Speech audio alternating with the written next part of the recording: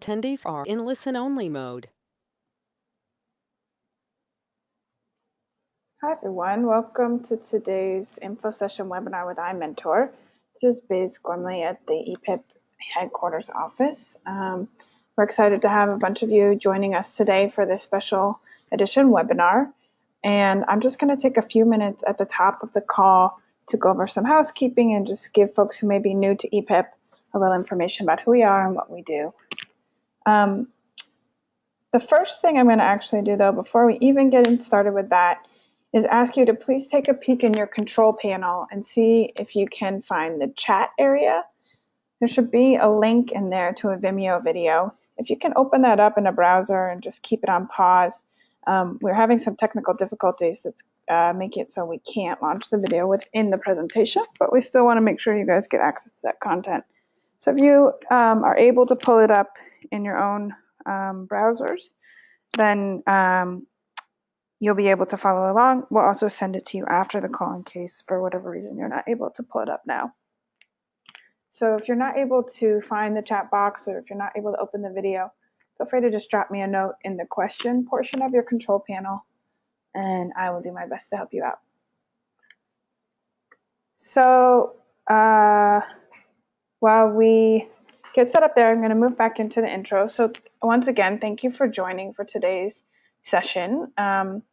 EPIP is really excited to be able to give a chance today for you to learn more about iMentor, which is a program that I will be turning the mic over to Liz to tell you way more about than I can. But we're excited about this opportunity just as part of general leadership development and thinking about how we show up as citizens and community members inside and outside of our work. If you're new to EPIP, welcome. EPIP stands for Emerging Practitioners in Philanthropy, and we are a national network of foundation professionals, social entrepreneurs, other change makers who strive for excellence in the practice of philanthropy.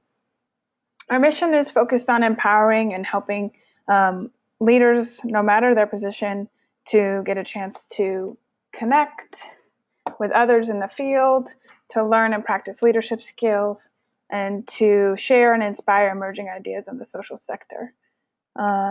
If you've never been to an EPIP event before, we welcome you to check out membership opportunities online. You can email me at biz@epip.org or find out about any of the chapter events happening around the country at epip.org/events. You'll also see on there that next week, I just wanted to flag for anyone who may know somebody or be going themselves to the Grantmakers in Health Conference that there's going to be an EPIP, National EPIP Boston Partnership Happy Hour in Boston, right across the street from the conference, and we'd love to meet you there. And registration is live and open for the conference this year. We're going to be together with the Change Philanthropy Partners at the Unity Summit in New Orleans in September, and we welcome you to get registered and learn more at changeunitysummit.org.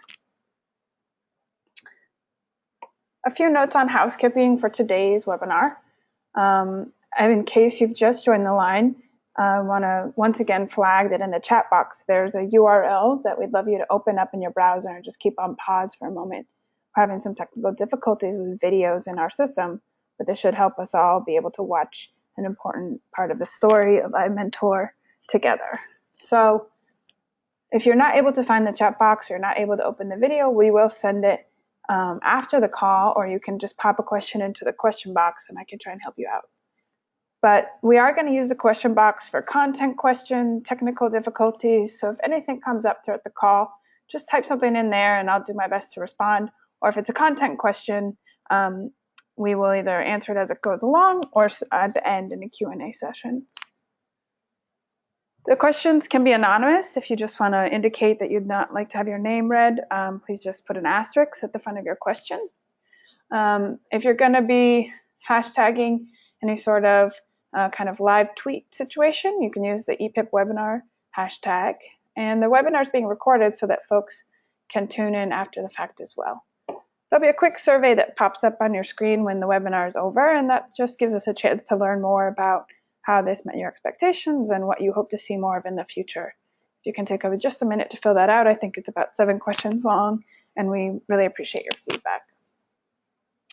So without further ado, I'm very excited to welcome Liz Hensler from iMentor to the platform.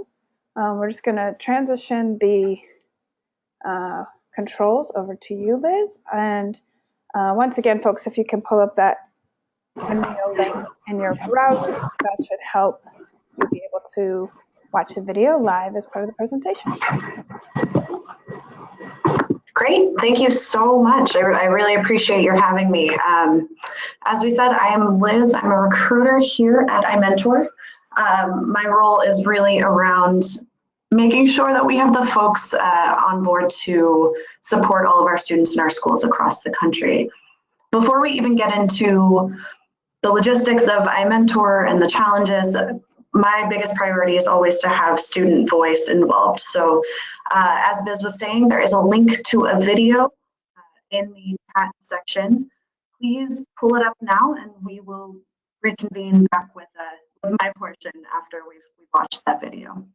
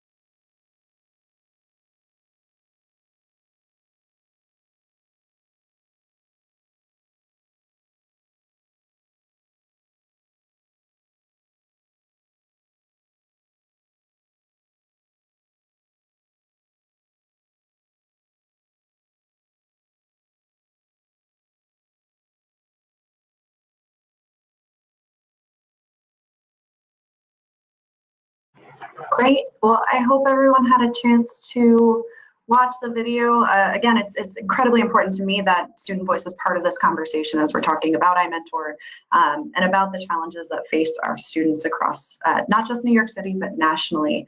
So this kind of segues for me to talk about iMentor. So if you're not familiar, we are a national nonprofit organization. We serve high school students across the country. We've been in New York City for about 17 years now, which is quite a while. And we're serving about 4,000 students in New York City. We also have schools in Chicago and the Bay Area as well. Today, though, we're going to talk about a few things. We're going to break it into the what. So what is iMentor? What does our program look like?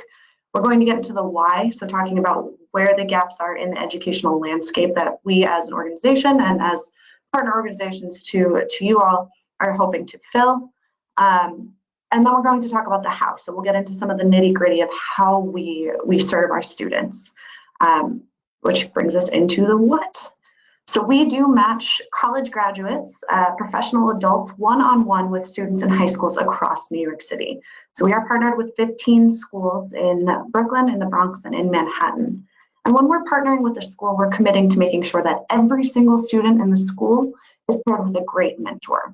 Through this one-to-one relationship, our goal really is making sure that our students have the skills and the know-how to not only graduate from high school, but apply to college and succeed when they get there.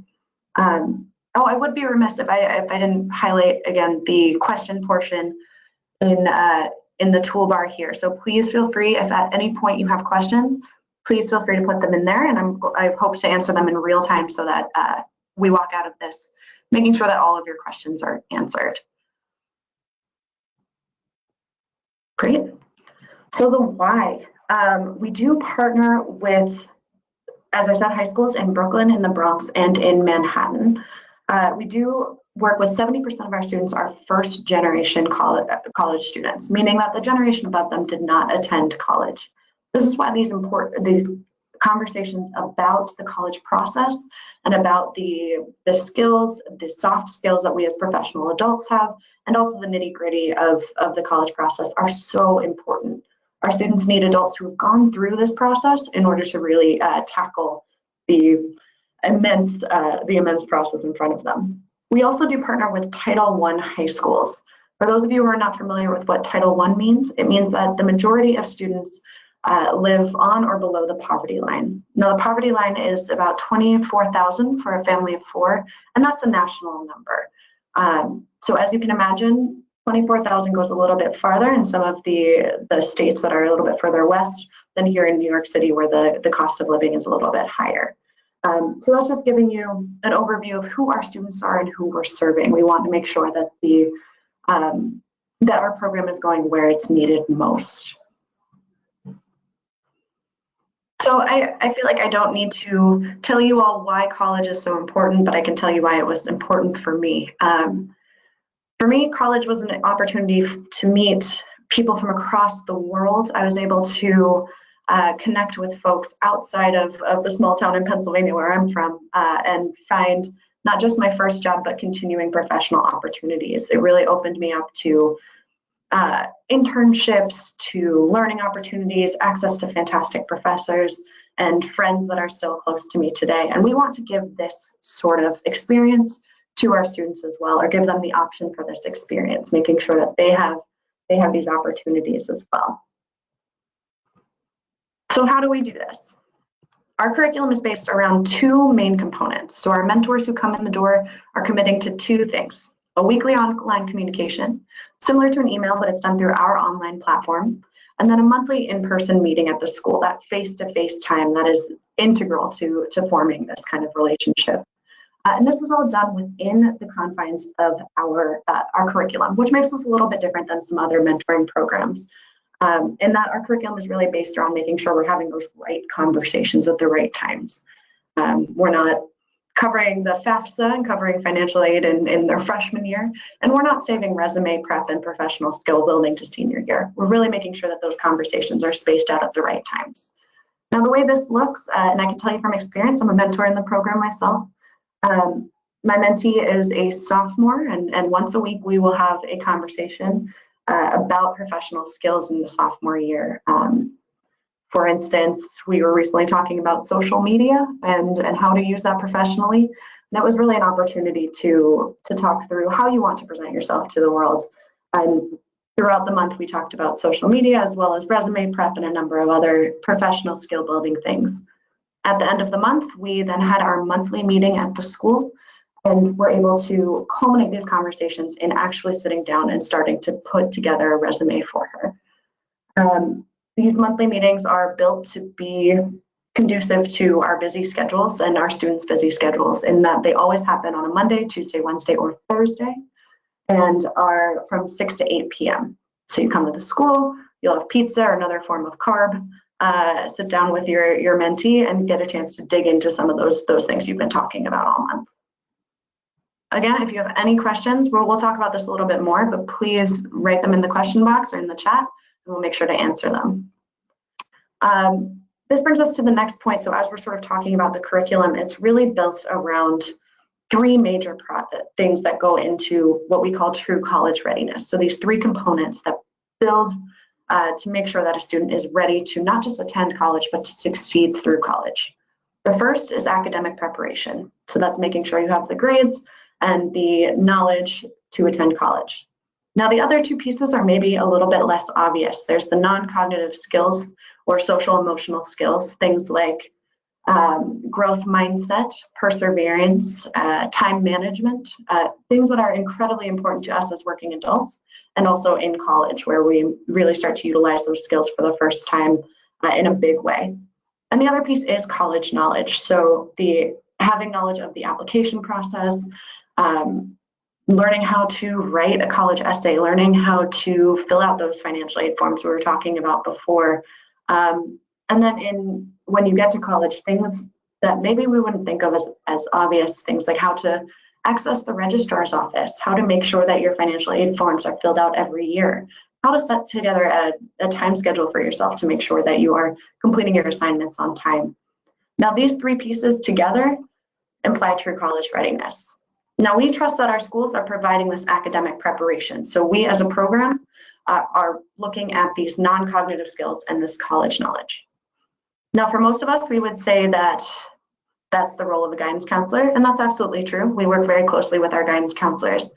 But the truth of the matter is that the guidance counselor to student ratio is 1 to 471 here in New York City, which means that one guidance counselor is responsible for helping students get to college, get through all those pieces in their high school experience that get them to college. Now, 1 to 471 means that a guidance counselor is spending about 20 minutes a semester or 40 minutes a year with a student, which is not enough time to get all those forms filled out or even to figure out, what do I want to do next as a student? What kind of school is the best fit for me? What do I want to study? Things like that. Now, that's also if the time is split equitably. So if the guidance counselor is able to spend all of that time or that exact 40 minutes with each student. However, we end up seeing that guidance counselors end up needing to spend more time with certain students than others, generally with the higher achieving students, the ones who are knocking down their guidance counselor's door and saying, I want to go to college. What is the next step to get there? What do I need to do to get there? And then there's also the other portion, which are the students who are maybe in danger of not graduating, the ones who are truants, the ones that the guidance counselor is chasing down in the hallway, making sure that they are able to graduate, making sure that they do have a plan. So this leaves a whole gap in the middle of students who are maybe not those highest achieving students and maybe not the students who are in danger of not graduating. Most of the students fall in that middle gap, which is why when we partner with the high schools, we make sure that every single student is getting that one-to-one support. Great. The other piece is the reality of high school and college graduation. So if we're looking at this image, which is depicting 100 freshmen in a New York City public high school. Now we see that only 70% of students in New York City public high schools will graduate from high school. Only 50% will apply and enroll in college, and only 20% will graduate from college in 6 years. That means that only 1 in 5 high school students in New York City will earn a college degree. Now, that's not good enough for us. So what we see is we take this one-to-one model and we apply it to each of our students. So we have the high school graduation rate is about 69, 70% in New York City. With that one-to-one support of having a mentor, somebody who's dedicated to your goals, that number jumps up to 82%. With the college enrollment rate, we were looking at 53%.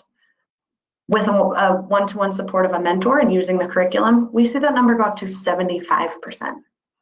And the last one is probably the most important one for me to look at, which is that persistence, making sure that our students have those skills and that perseverance to not only enroll in college, but stay through college.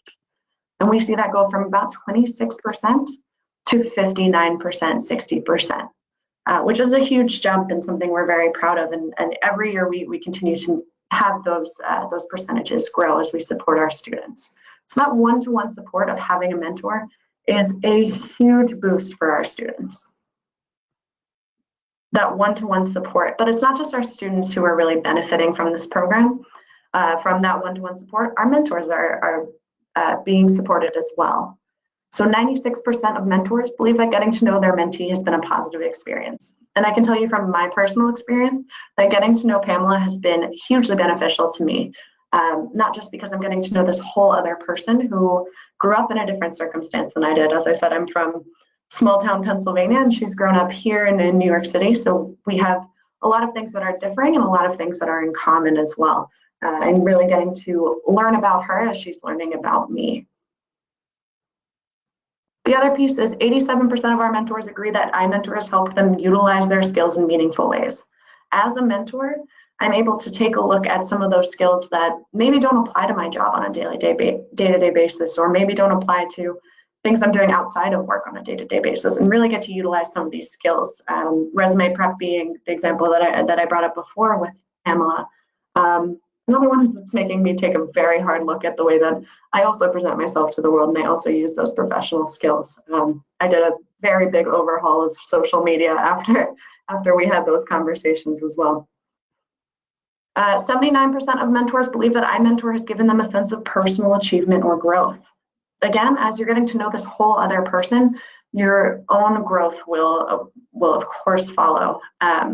We also find that it's not just the mentors engaging with the students that really helps them grow, but because you're with this cohort, this grade level of other mentors and mentees, you get to know this whole community, maybe engaging with adults who you don't necessarily have the chance to interact with on a regular basis. We have mentors from all sorts of different professional fields and different ages and different backgrounds that you get to engage with and get that opportunity to create and expand your own network.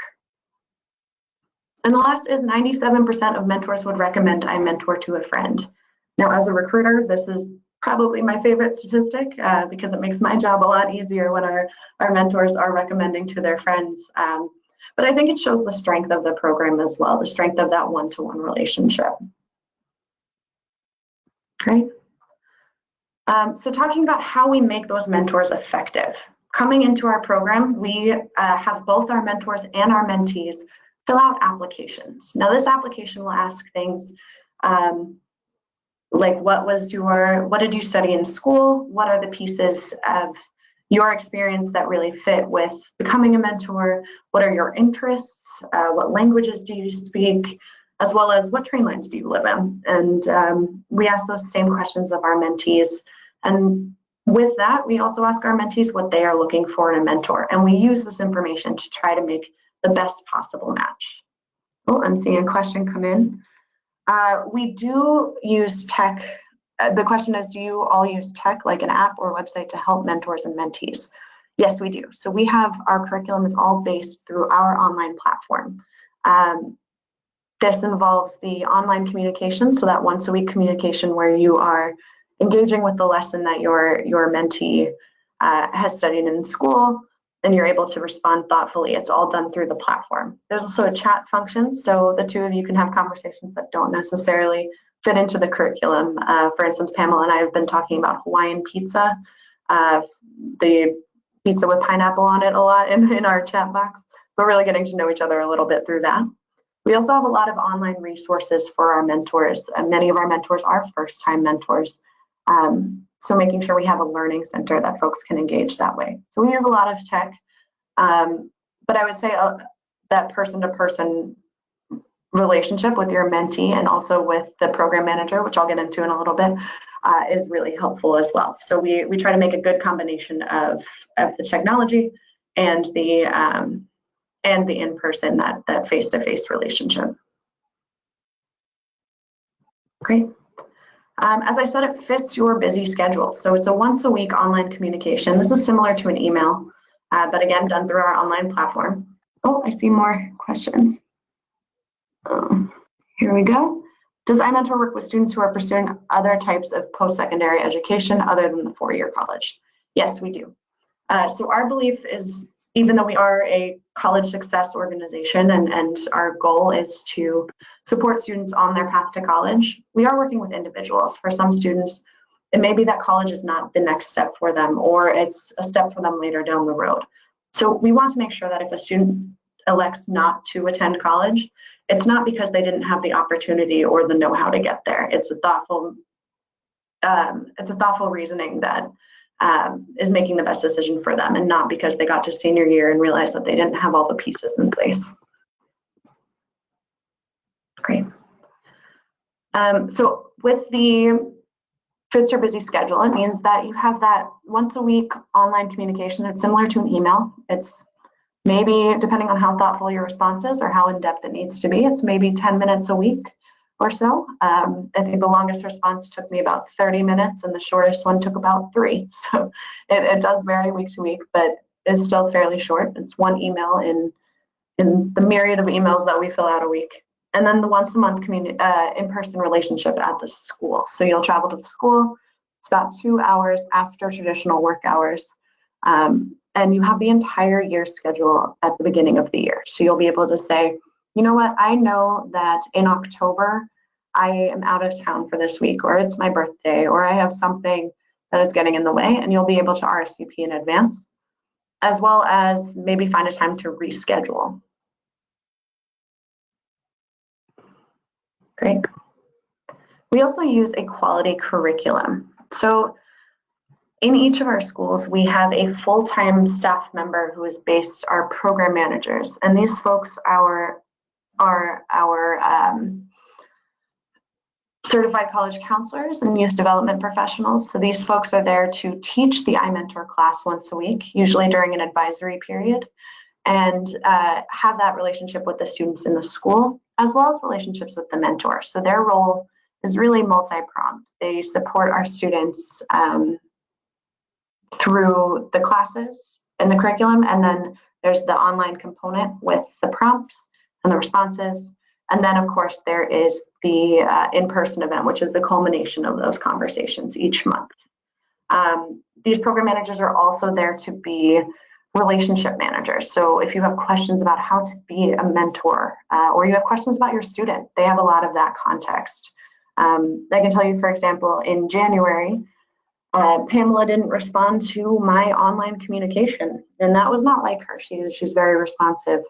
And so I reached out to my program manager and I said, hey, do you know what's going on with Pamela? She hasn't written to me 2 weeks in a row. And she said, you know what? Her family is still on vacation. They switched up their vacation, so she hasn't been back yet.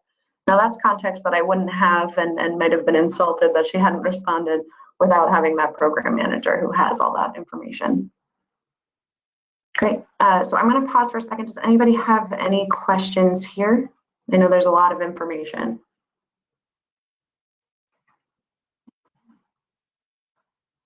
Okay, great. Now, in order to be a mentor, we have a couple of different pieces involved, and we'll get into what that application looks like and things like that. Now, you do have the option, if you'd like to become a mentor with us, to mentor with a friend or a colleague. What that means is that on your application, you would say that you're looking to mentor with a friend and in our Mentor Together program. And this makes sure that you will be matched at the same school. Now, the caveat with that is that one of the two of you must be a man in the program. And the reason for that is that women tend to volunteer 1.5 times more than men do. And because we have more male students than we do female students, we always find that we are able to match all of our female students with great men, but sometimes have some trouble matching our young men on time. So sometimes it takes a little bit longer to find their perfect match. So if you'd like to mentor together, please keep in mind that one of the pairs must be male. Even better, both of the pairs, both of the mentors are male. It's always wonderful. Okay. Great. So in terms of next steps, we'll send out an online application, which, as I said, will be the first step in figuring out who you are and then who the best mentee for you will be. We do have a mentor orientation, which is done here in our office. We're located at 30 Broad Street, right by the New York Stock Exchange. And this mentor orientation will get into more depth with some of the things that I've said here, and we'll dig into some great tips and activities around how to be a mentor. Great question. So a question just came in saying, are the schools you work with only located in the major cities, or do you work in the suburbs as well? The iMentor program itself is only in 3 major cities at this point. So we are in the Bay Area, we're in Chicago, and we're here in New York. However, we are partnered with our friends at Big Brothers Big Sisters, and I think I saw someone, one of our attendees has a Big Brothers Big Sisters email address, so shout out to you. And because our friends at Big Brothers Big Sisters do work in some smaller cities as well, we implement the curriculum there. Now you can check on our website for a list of those locations too.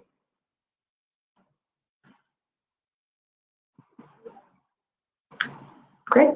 Any other questions before I move on? Okay. So you will attend mentor orientation, as I said, here in the iMentor office. And finally, we do have volunteer screening. So in each of our 3 cities, our volunteer screening involves being compliant with the Department of Education. So here in New York, it means getting fingerprinted through the GoPass system. We also do that here in our office with their mobile units. Although you do have the option to travel to the Department of Education's location in Court Street, but I've been in those lines and they are no fun. So I would recommend coming to our office to finish that part of it. And of course, a 30-minute phone call with our fantastic team of screeners. And this is really to get a sense for who you are, dig in a little bit around some of those questions from the application, and using that opportunity to make sure that you're a good fit for us and we're a good fit for you, as well as having more information to match you with your mentee. Great, so after those pieces are together, you join our mentor community, and we do have our matching process that begins with the school year once we have all of our new students on board.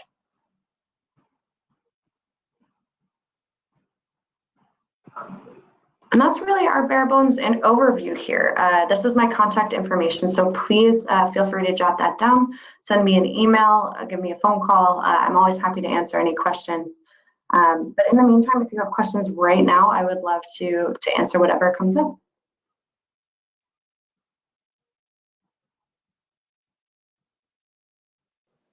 This is Biz. Just a reminder, we're going to share out the link to the video again in case you weren't able to watch it, and information about applications, etc. Hopefully we'll also be able to post some of these slides so that if you want to refer back to them, at least some of the information will be available online.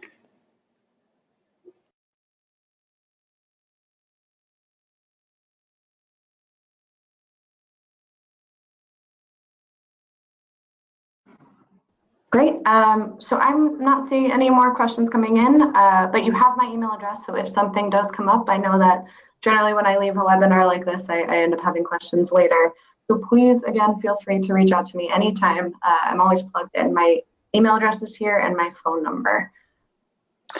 Thank you so much, Liz. I'm excited to hopefully hear about opportunities for some of the folks who have joined today and EPIPers to get involved with you guys, and appreciate you taking the time to share more about the why and the how of being part of your program. So we are always excited to be cross-pollinating and thinking about ways that we can support leadership development amongst those of us that are already in professional roles and those who are younger. So this has been a great thing to make space for. When we hope that the rest of you have a great rest of your Friday and a wonderful weekend. Take care. Thank you.